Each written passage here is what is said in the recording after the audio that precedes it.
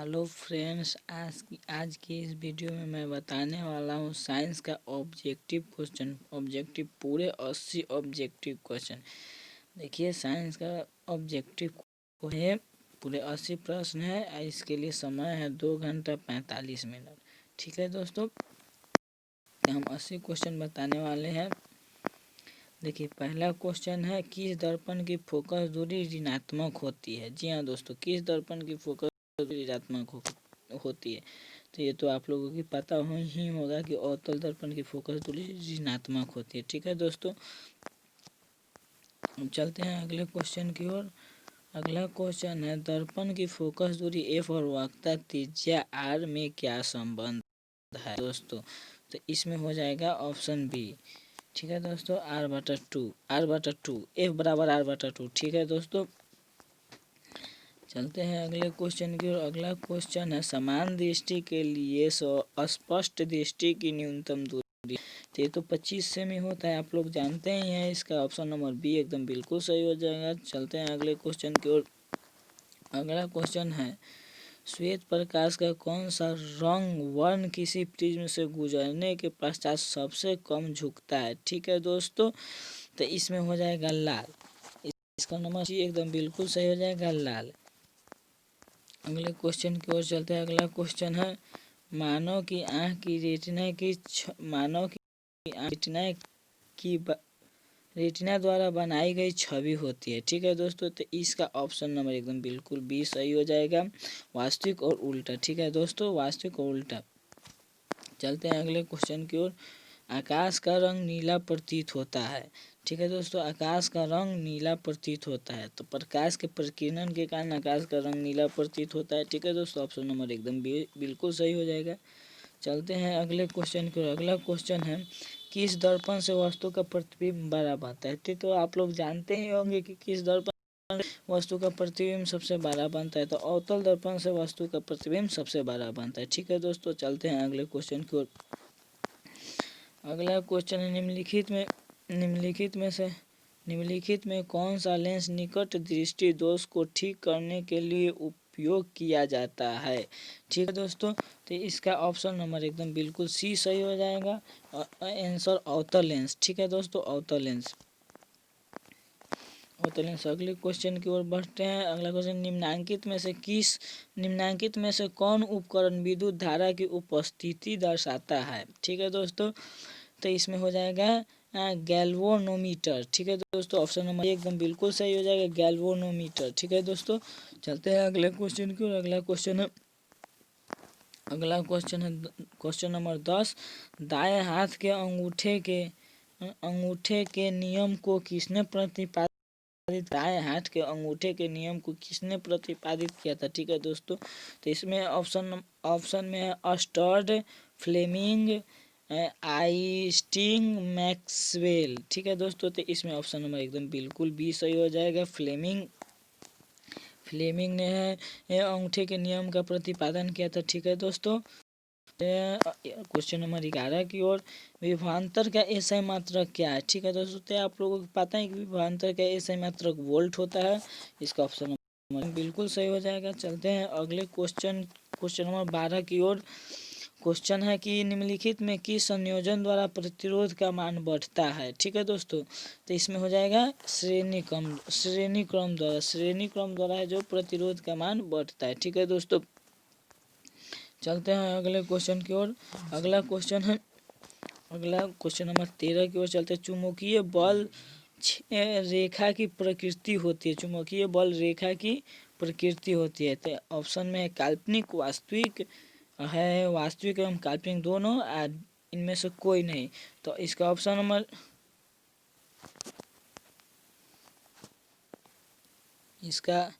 देखिए, इसका option number A एकदम बिल्कुल सही, काल्पनिक होता है। ठीक है दोस्तों, अब चलते हैं अगले क्वेश्चन की ओर। अगला क्वेश्चन नंबर 14 की ओर चलते हैं। क्वेश्चन नंबर 14 है 1 किलोवाट घंटा किसके बराबर होता है। ठीक है दोस्तों, 1 किलोवाट घंटा किसके बराबर होता है। तो ठीक है दोस्तों, ये होता है 3.6 × 10⁻⁶ जूल। ठीक है दोस्तों, ये ऑप्शन नंबर सी एकदम बिल्कुल सही है इसका। 3.6 × 10⁻6 जूल। ठीक है दोस्तों, तो इसका ऑप्शन नंबर एकदम सी बिल्कुल सही हो जाएगा। चलते हैं अगले क्वेश्चन की ओर। ठीक है दोस्तों, अगले क्वेश्चन की ओर चलते हैं। अगला क्वेश्चन है नवीकरणीय ऊर्जा का स्रोत है। नवीकरणीय ऊर्जा का स्रोत है, तो आप लोग जानते हैं कि नवीकरणीय ऊर्जा का स्रोत इसमें कौन है। ठीक है दोस्तों, नवीकरणीय ऊर्जा का स्रोत है सौर ऊर्जा। ठीक है दोस्तों, नवीकरणीय ऊर्जा का स्रोत है सौर ऊर्जा। चलते हैं अगले क्वेश्चन। अगला क्वेश्चन है कौन सा लेंस अपसारी लेंस भी कहा जाता है। अपसारी, देखिए अभिसारी होता है, वो अपसारी होता है। ठीक है दोस्तों, तो इसमें पूछा है कौन सा लेंस अपसारी लेंस कहा जाता है। तो अपसारी कहेगा तो अवतल लेंस हो जाएगा, अभिसारी कहेगा तो उत्तल लेंस हो जाएगा। तो इसमें अपसारी बोल रहा है, तो इसका ऑप्शन नंबर ए एकदम बिल्कुल सही होगा, अवतल लेंस। चलते हैं अगले क्वेश्चन की ओर। ठीक है,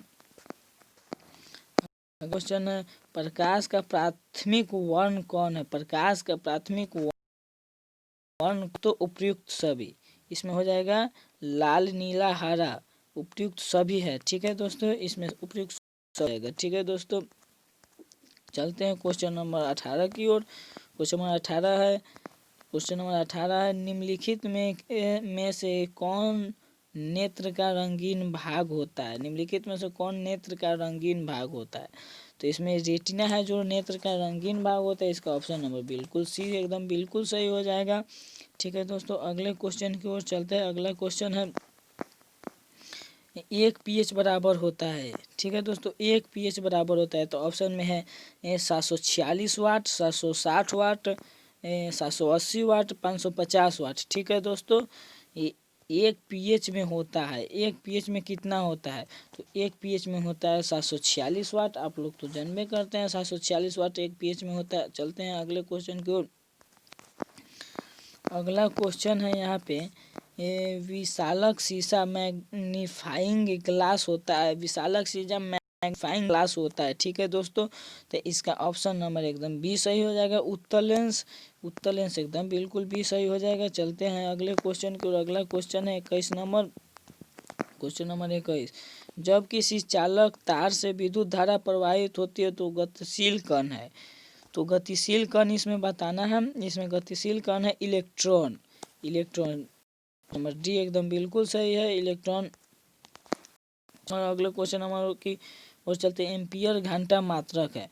तो ऑप्शन में है शक्ति का, आवेश का, ऊर्जा का, इनमें से कोई नहीं। ठीक है दोस्तों, तो इसमें हो जाएगा आवेश का। ठीक है, आवेश का ऑप्शन नंबर बी एकदम बिल्कुल सही है। अगले क्वेश्चन की ओर। अगला क्वेश्चन नंबर 23 की ओर। निम्नलिखित में से कौन मात्रक वाट के बराबर है। निम्नलिखित में से कौन सा मात्रक वाट के बराबर है। क्वेश्चन नंबर 23, तो इसमें हो जाएगा ऑप्शन नंबर ए J/S। इसमें ऑप्शन नंबर हो जाएगा J/S। चलते हैं अगले क्वेश्चन की ओर। अगला क्वेश्चन है विद्युत धारा का मात्रक है। जी हाँ दोस्तों, विद्युत धारा का मात्रक इसमें बताना है। विद्युत धारा का मात्रक एम्पियर होता है। विद्युत धारा का मात्रक एम्पियर होता है। चलते हैं अगले क्वेश्चन की ओर। अगला क्वेश्चन है ग्लोबिन वार्मिंग के लिए उत्तरदायी गैस कौन है। ग्लोबिन वार्मिंग के लिए उत्तरदायी गैस कौन है। ए में है O2, बी में है NH3, सी में है CO2 और डी में है N2। तो देखिए इसमें 25 नंबर में हो जाएगा, 25 नंबर क्वेश्चन में हो जाएगा CO2। ठीक है दोस्तों, CO2 इसका ऑप्शन नंबर एकदम सी एकदम बिल्कुल सही हो जाएगा, CO2। चलते हैं अगले क्वेश्चन की ओर। अगला क्वेश्चन, शरीर में भोजन का पाचन किस प्रकार की अभिक्रिया है। शरीर में भोजन का पाचन किस प्रकार का अभिक्रिया है, तो इसमें हो जाएगा अपचयन। ठीक है दोस्तों, अपचयन। इसमें अपचयन हो जाएगा, एकदम अपचयन बिल्कुल सही है, ऑप्शन नंबर डी। अब चलते हैं 27 नंबर क्वेश्चन की ओर। काली चूना पर जब जल डाला जाता है तब अभिक्रिया होती है। काली चूना पर जब जल डाला जाता है तब अभिक्रिया होती है। ठीक है दोस्तों, तो ऊष्माक्षेपी होती है, क्योंकि उसमें से गैस निकलता है, ऊष्माक्षेपी होता है। इसका ऑप्शन नंबर ए एकदम बिल्कुल सही हो जाएगा। चलते हैं क्वेश्चन नंबर 28 की ओर।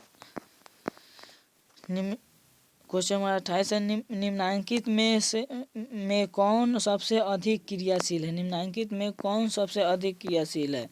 पहला है CU, HG, AG, AU। ठीक है दोस्तों, निम्नांकित में देखिए निम्नांकित में कौन सबसे अधिक क्रियाशील है, ठीक है। तो इसमें हो जाएगा Ag। इसका ऑप्शन नंबर एकदम बिल्कुल सी एकदम बिल्कुल सही है, ऑप्शन नंबर सी और Ag। चलते हैं क्वेश्चन नंबर 29 की ओर। चूना जल का रासायनिक सूत्र है, चूना जल का रासायनिक सूत्र है, तो इसमें ऑप्शन नंबर एकदम डी एकदम बिल्कुल सही हो जाएगा, CaOH2, CaOH2, ठीक है दोस्तों। अब अगले क्वेश्चन की ओर चलते हैं, क्वेश्चन नंबर 23 की ओर। इसमें है कोई विलियम लाल लिटमस को नीला कर देता है उसका पीएच मान होगा, कोई विलियम लाल लिटमस को नीला कर देता है उसका पीएच मान होगा। तो इसमें ऑप्शन नंबर डी सही हो जाएगा, ए और बी दोनों, ठीक है दोस्तों, ए और बी दोनों, ए और बी दोनों, ठीक है दोस्तों, डी हो जाएगा आंसर। अब चलते हैं अगले क्वेश्चन की ओर। अगला क्वेश्चन है क्वेश्चन नंबर 31 की ओर चलते हैं। अगला क्वेश्चन है एल्काइन में कार्बन के बीच कितने सहसंयोजक बंधन होते हैं, ठीक है दोस्तों। हम इसका हो जाएगा, ए में दिया हुआ है 1, बी में दिया हुआ है 2 और सी में दिया हुआ है 3 और डी में दिया हुआ है 4, ठीक है दोस्तों। तो इसका हो जाएगा 3, ये 3 जो है संयोजक बंधन बनते हैं, ऑप्शन नंबर एकदम बिल्कुल सी एकदम बिल्कुल सही है।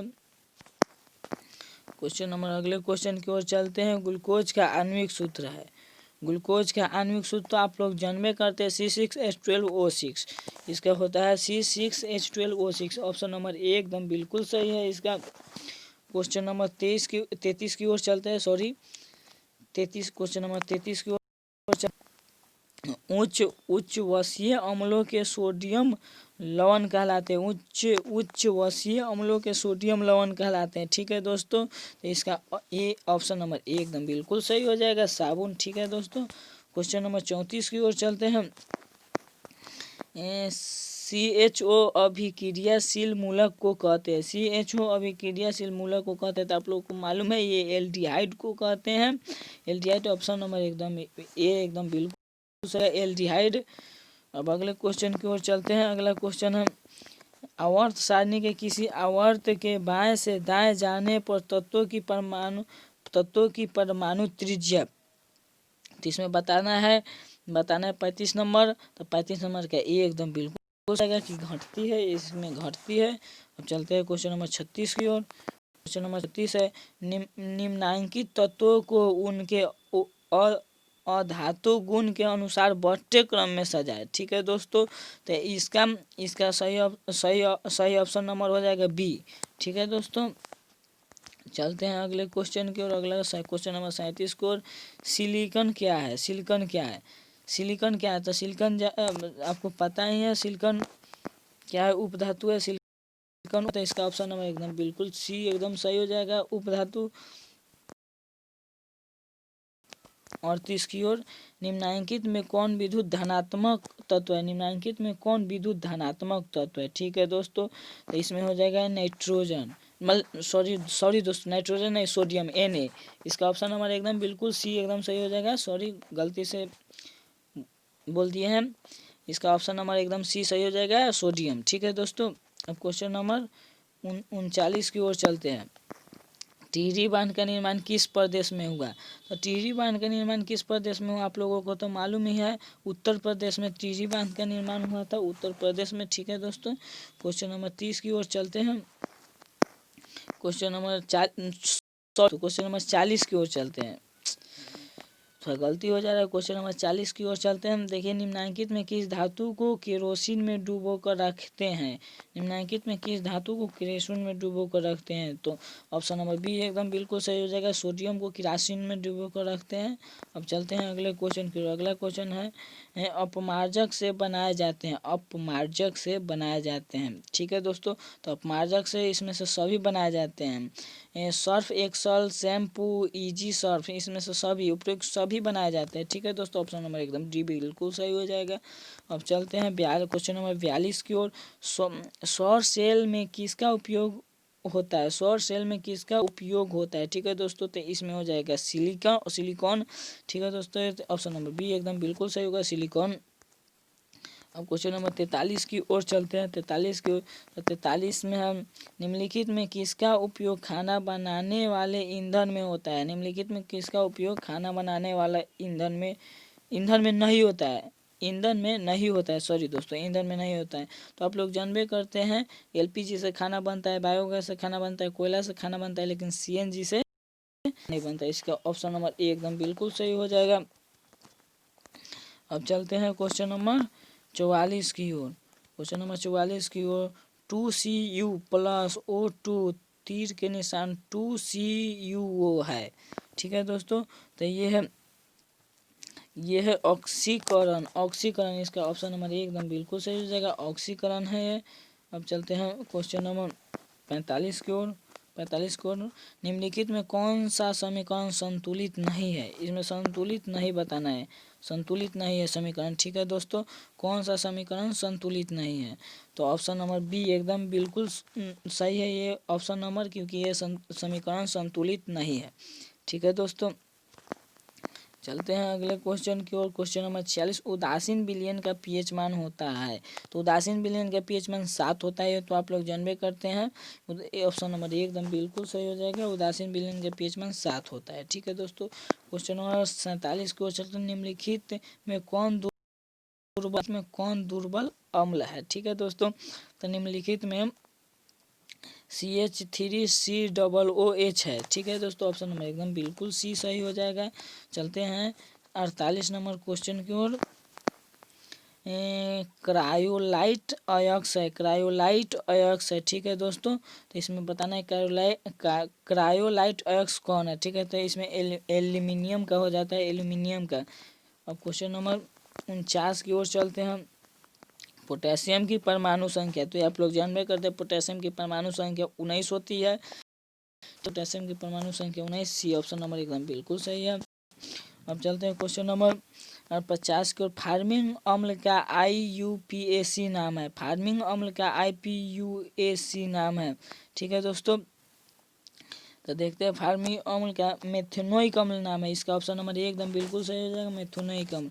अब चलते हैं क्वेश्चन नंबर 51 की ओर। 51 की ओर है, इथाइल अल्कोहल का अणुसूत्र है। इथाइल अल्कोहल का अणुसूत्र है। ठीक है दोस्तों, तो इसका अणुसूत्र हो जाएगा option number C, C2H5OH। C option number एकदम बिल्कुल सी सही हो जाएगा, C2H5OH। ठीक है दोस्तों, तो ऑप्शन नंबर बी एकदम बिल्कुल सही हो जाएगा। ठीक है दोस्तों, अब क्वेश्चन नंबर 52 की ओर चलते हैं। देखते हैं एल्काइन कौन है। इसमें एल्काइन को पूछ रहा है कि एल्काइन कौन है। ठीक है दोस्तों, तो इसमें बताना है एल्काइन कौन है।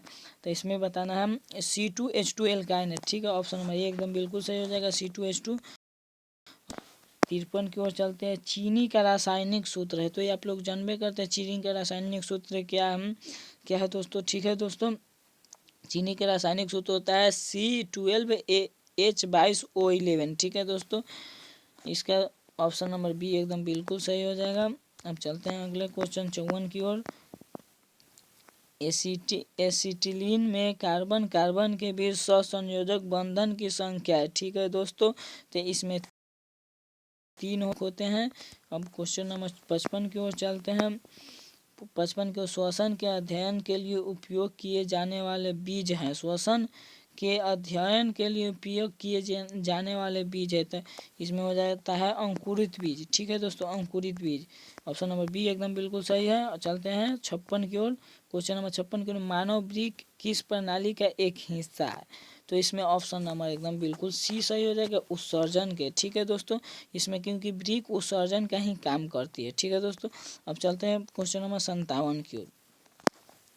क्वेश्चन नंबर 57, पौधे में जाइलम निम्नलिखित में से किसके परिवहन के लिए जिम्मेदार है। तो ठीक है दोस्तों, इसमें पानी के परिवहन के लिए जिम्मेदार है। इसका ऑप्शन नंबर एकदम बिल्कुल ए सही हो जाएगा, सॉरी दोस्तों, बिल्कुल ए सही हो जाएगा, पानी। ठीक है दोस्तों, चलिए क्वेश्चन नंबर 58 में, श्वसन के दौरान कौन से गैस निकलते हैं।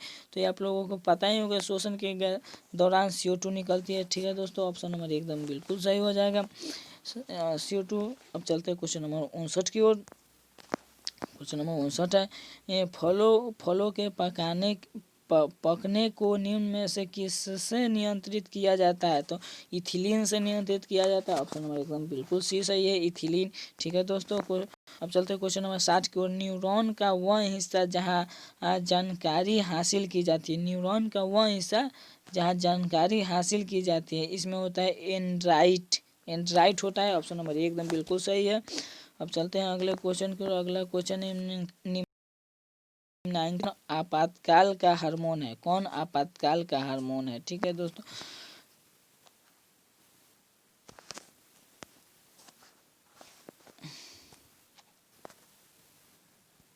निम्नांकित में से कौन आपातकाल का हार्मोन है? ठीक है दोस्तों, तो इसका ऑप्शन नंबर ये एकदम बिल्कुल सही हो जाएगा, एड्रीनैलिन, एड्रीनैलिन। ठीक है दोस्तों, एकदम बिल्कुल सही हो जाएगा, एड्रीनैलिन। अब चलते हैं क्वेश्चन नंबर 62 की ओर। क्वेश्चन नंबर 62 देखते हैं क्या है इसमें है। निम्नांकित में से कौन सी अनैच्छिक क्रिया नहीं है? निम्नांकित में से कौन सी अनैच्छिक क्रिया नहीं है? ठीक है दोस्तों, तो इसका ऑप्शन नंबर एकदम डी सही हो जाएगा, चबाना। ठीक है दोस्तों, चबाना अनैच्छिक क्रिया नहीं है। ठीक है दोस्तों, अगले क्वेश्चन की ओर चलते हैं। 63 की ओर। मानव में गर्भ की अवधि कितनी है? मानव में गर्भ की अवधि कितनी है? ठीक है दोस्तों, तो इसका ऑप्शन नंबर एकदम बिल्कुल ए सही हो जाएगा, 270 दिन। 270 दिन एकदम ए एकदम बिल्कुल सही हो जाएगा, 270 दिन में गर्भ की अवधि है। अब चलते हैं क्वेश्चन नंबर 64 की ओर। 64 की ओर है, गंगा एक्शन प्लान कब शुरू हुआ? गंगा एक्शन प्लान कब शुरू हुआ? ठीक है दोस्तों, गंगा एक्शन प्लान 1985 में शुरू हुआ। इसका ऑप्शन नंबर एकदम बिल्कुल सही है, 1985 गंगा एक्शन प्लान। देखिए क्वेश्चन नंबर 65 की ओर चलते हैं। देखिए इसमें मुकुलन द्वारा अलैंगिक जनन निम्नलिखित में किसमें होता है? मुकुलन द्वारा अलैंगिक जनन निम्नलिखित में किसमें होता है? तो आपको ये मालूम है, ईस्ट में होता है मुकुलन द्वारा अलैंगिक जनन। इसका ऑप्शन नंबर एकदम बिल्कुल सही हो जाएगा, ईस्ट में। चलते हैं क्वेश्चन नंबर 66 की ओर। क्वेश्चन नंबर 66 है, निम्न में से श्वसन तंत्र से संबंधित है? निम्न में से कौन सी बीमारी श्वसन तंत्र से संबंधित है? तो इसका ऑप्शन नंबर हो जाएगा डी, बी और एवं सी दोनों, क्योंकि वो टीबी हो जाएगा, निमोनिया हो जाएगा। ठीक है दोस्तों, तो इसका ऑप्शन नंबर एकदम डी एकदम बिल्कुल सही हो जाएगा। चलते हैं क्वेश्चन नंबर 67 की ओर। क्वेश्चन नंबर 67 है, मनुष्य और अन्य मांसाहारी जीव निम्नलिखित में किसका पाचन नहीं कर पाते? ठीक है दोस्तों, तो इसमें ऑप्शन नंबर एकदम बिल्कुल सी बी सही हो जाएगा। सॉरी दोस्तों, बी सही हो जाएगा, सेल्यूलोज, सेल्यूलोज को का पाचन नहीं कर पाते हैं। ठीक है दोस्तों, क्वेश्चन नंबर 68 की ओर चलते हैं। क्वेश्चन नंबर 68, ब्रेन हेमरेज का मुख्य कारण है? ठीक है दोस्तों, ब्रेन हेमरेज का मुख्य कारण हाइपर टेंशन होता है, हाइपर टेंशन। ठीक है दोस्तों, इसका ऑप्शन नंबर सी एकदम बिल्कुल सही हो जाएगा, ब्रेन हेमरेज का मुख्य कारण हाइपर टेंशन होता है। अब चलते हैं क्वेश्चन नंबर 69 की ओर। ठीक है दोस्तों, निम्न में से परजीवी पादप का उदाहरण, निम्न में से परजीवी पादप का उदाहरण। ठीक है दोस्तों, तो इसका ऑप्शन नंबर एकदम बी एकदम बिल्कुल सही हो जाएगा, कस्कूटा, कस्कूटा है जो परजीवी पादप का उदाहरण है। ठीक है दोस्तों, अब क्वेश्चन नंबर 70 की ओर चलते हैं। क्वेश्चन नंबर 70 है, हृदय हृदय से रक्त को संपूर्ण शरीर में पंप किया जाता है, तो पूछा है किस नस द्वारा पंप किया जाता है? ठीक है दोस्तों, तो इसमें दिया है फेफड़ों द्वारा, निलय द्वारा, अलिंदों द्वारा, इनमें से सभी। तो इसमें हो जाएगा निलय द्वारा। ठीक है दोस्तों, ऑप्शन नंबर एकदम बिल्कुल बी एकदम बिल्कुल सही हो जाएगा। ठीक है दोस्तों, निलय द्वारा। अब क्वेश्चन नंबर 71 की ओर चलते हैं। इसमें हाइड्रा में अलैंगिक जनन की विधि है। ठीक है दोस्तों, इसमें पूछा हाइड्रा में अलैंगिक जनन की विधि है, तो इसमें मुकुलन हो जाएगा, हाइड्रा में अलैंगिक जनन की विधि मुकुलन हो जाता है। अब ठीक है दोस्तों, क्वेश्चन नंबर अगले क्वेश्चन नंबर की ओर, क्वेश्चन नंबर 72 की ओर चलते हैं। ठीक है दोस्तों, क्वेश्चन नंबर 72 है, जनन संचारित रोग है, जनन संचारित रोग है। ठीक है दोस्तों, तो इसमें हो जाएगा इनमें से सभी, क्योंकि जनन संचारित रोग होता है इनमें से सभी। ठीक है दोस्तों, इनमें से सभी होगा, सिफिलिस भी होगा, एड्स भी होगा, गोनोरिया भी होगा, इनमें से सभी। ठीक है दोस्तों, क्वेश्चन नंबर 73 की ओर चलते हैं। पुष्प का सबसे बाहरी भाग है, पुष्प का सबसे बाहरी भाग है, इसमें पूछा है पुष्प का सबसे बाहरी भाग है। तो ठीक है दोस्तों, इसमें ऑप्शन में दिया है बाएं दलपुंज, दलपुंज पुंकेसर, स्त्री केसर। तो ठीक है दोस्तों, इसका ऑप्शन नंबर एकदम ए सही होगा, बाएं दलपुंज। अब क्वेश्चन नंबर 74 की ओर चलते हैं। क्वेश्चन नंबर 74 की ओर चलते हैं। ब्लड समूह ए में कौन सा एंटीबॉडी होता है, कौन सा एंटीबॉडी होता है? ठीक है दोस्तों, तो 74 का एकदम बिल्कुल सी सही हो जाएगा, बी। ठीक है दोस्तों, इसका ऑप्शन नंबर एकदम 74 का एकदम बी सही हो जाएगा इसका। ठीक है दोस्तों, अब चलते हैं अगले क्वेश्चन की ओर। अगला क्वेश्चन है, रक्त में ग्लूकोज की मात्रा निम्नलिखित में से कौन नहीं नियंत्रित करता है, कौन नहीं नियंत्रित करता है? ठीक है दोस्तों, 75 के ए हो जाएगा इंसुलिन। इंसुलिन जो है रक्त को नियंत्रित, ग्लूकोज की मात्रा से रक्त को नियंत्रित नहीं करता है। ठीक है दोस्तों, अब चलते हैं क्वेश्चन नंबर 76 की ओर। पादप वृद्धि हार्मोन है, पादप वृद्धि हार्मोन है। ठीक है दोस्तों, पादप वृद्धि हार्मोन तो आप जानते हैं जिबलेरिन होता है, तो इसका ऑप्शन नंबर ए एकदम बिल्कुल सही हो जाएगा, जिबलेरिन। अब चलते हैं क्वेश्चन नंबर 77 की ओर।